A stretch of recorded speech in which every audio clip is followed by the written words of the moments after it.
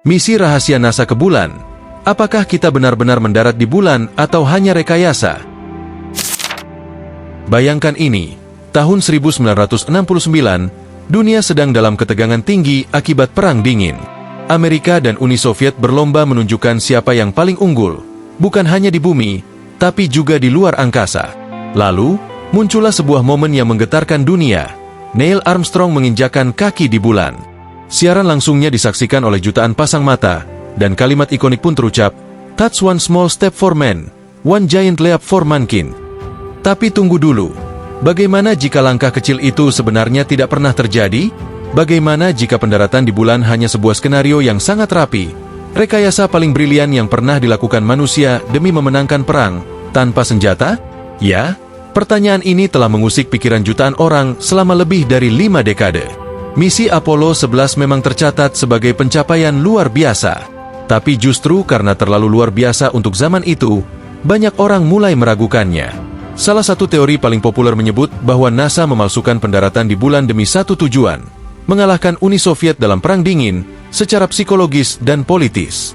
Teknologi yang ada saat itu dianggap belum cukup mumpuni untuk mengirim manusia ke bulan dan membawanya kembali dengan selamat. Dan disinilah muncul berbagai kejanggalan yang terus diperdebatkan hingga hari ini. Pertama, bendera Amerika yang berkibar.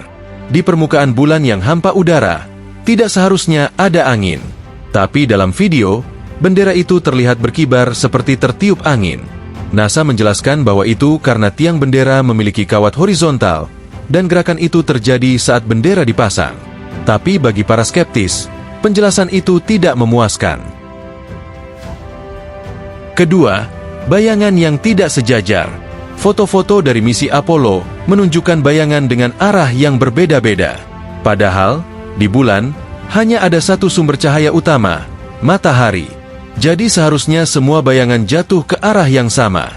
Banyak yang menduga bahwa ada sumber cahaya tambahan, seperti lampu studio, yang menyebabkan bayangan saling bersilangan. Ketiga, tidak ada bintang di langit. Dalam semua foto yang dirilis NASA, langit bulan terlihat gelap gulita tanpa satu pun bintang. Padahal, di luar angkasa yang tanpa atmosfer, seharusnya cahaya bintang terlihat jauh lebih jelas. NASA menjelaskan bahwa kamera tidak bisa menangkap cahaya bintang, karena pengaturan pencahayaan difokuskan untuk objek terang seperti permukaan bulan dan astronot. Tapi tetap saja, publik merasa ada yang janggal. Keempat, dan mungkin yang paling mencurigakan, rekaman asli pendaratan Apollo 11 diklaim hilang.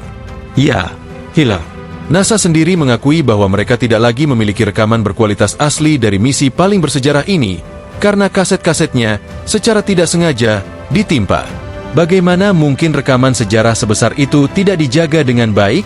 Teori lain bahkan menyebut bahwa pendaratan di bulan adalah hasil produksi seorang sutradara terkenal, Stanley Kubrick. Konon, setelah membuat film 2001, A Space Odyssey, Kubrick dianggap mampu membuat ilusi luar angkasa yang begitu realistis. Ia disebut-sebut direkrut oleh pemerintah AS untuk menyutradarai pendaratan palsu di sebuah studio rahasia. Meski tidak pernah terbukti, teori ini terus hidup dan berkembang, bahkan dibuatkan film parodi. Tapi tentu saja, tidak semua orang percaya pada teori konspirasi ini.